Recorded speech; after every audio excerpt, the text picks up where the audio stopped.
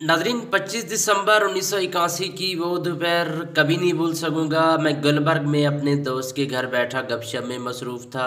अचानक फ़ोन की घंटी बजी। बताया गया कि मेरे वालिद की गाड़ी पर मॉडल टाउन मोड़ के करीब हमला हुआ, वो शदीद ज़ख्मी हैं।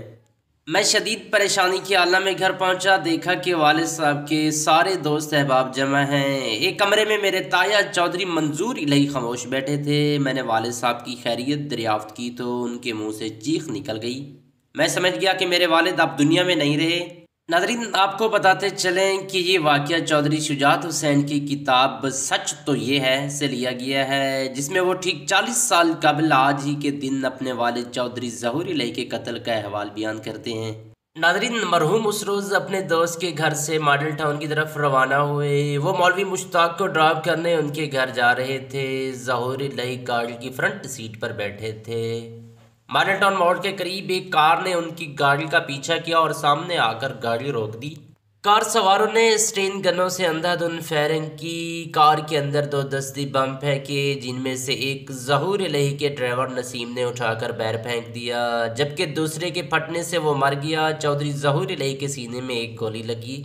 मौलवी मुश्ताक हुसैन को मामूली चोटें आईं, जबकि रहमान मलिक बिल्कुल महफूज रहे। शदीद ज़ख्मी चौधरी ज़हूर इलाही को क्रिश्चियन हस्पताल ले जाया गया, मगर वो जांबाज ना हो सके। नाज़रीन, चौधरी शुजात हुसैन अपनी किताब में लिखते हैं कि हादसे से 3 रोज़ कबल मेरे वालिद ने राजा ज़फ़र उल हक को बताया था कि मुझे अपने ज़राए से खबर मिली है कि जुल्फ़कार ने मुझे कत्ल करने की साजिश तैयार की है। नाज़रीन, इस वाक़े की शाम साबिक वज़ीर आज़म जुल्फ़कार अली भुट्टो के फ़र्जंद मीर मुर्तज़ा भुट्टो ने इस कत्ल की ज़िम्मेदारी कबूल कर ली। उनके बयान के मुताबिक डॉक्टर मुसद्दक और इकबाल नामी शख्स ने यह जानलेवा हमला किया था। पुलिस की तफ्तीश में सामने आया कि वारदात में इस्तेमाल होने वाली दोनों गाड़ियां चोरी शुदा थी।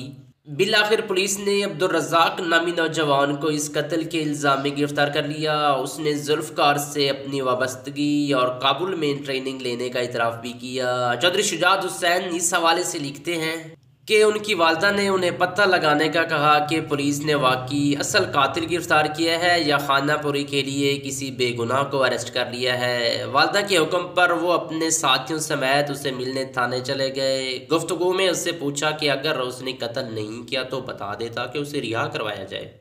नादरीन, चौधरी शुजात हुसैन के बकौल नौजवान ने इत्मीनान से जवाब दिया कि मैंने अपना काम कर दिया, मुझे फांसी नहीं होगी, मेरे लोग मुझे रिहा करवा लेंगे। कुछ अरसे बाद उसकी सज़ा मौत पर अमल दरामद भी हो गया, जबकि उसका दूसरा साथी लाला असद पठान कराची में पुलिस मुकाबले में हलाक हो गया।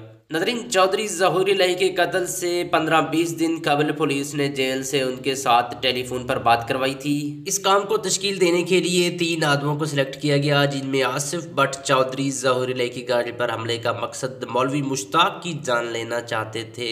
उनके मुताबिक इस काम के लिए 3 अफराद का ग्रुप तश्कील दिया गया, जिनका सरबराह लाला असद पठान था। उसके अलावा रहमतुल्लाह अंजुम और मलिक जवेद इसमें शामिल थे। अब्दुल रज़ाक नामी शख्स इस ग्रुप में शामिल ना था, बल्कि उसका अलग ग्रुप था और अलग टास्क था। लाला असद ने 25 दिसंबर को मौलवी मुश्ताक का हिस्सा बेबाक करने का फैसला किया। नाज़रीन, अगर आप इस वीडियो का दूसरा पार्ट देखना चाहते हैं तो आपने कमेंट के अंदर ज़रूर बताना है। हाँ, अगर अभी तक चैनल को सब्सक्राइब नहीं किया तो प्लीज़ चैनल को ज़रूर सब्सक्राइब कर लीजिएगा। Thanks for watching.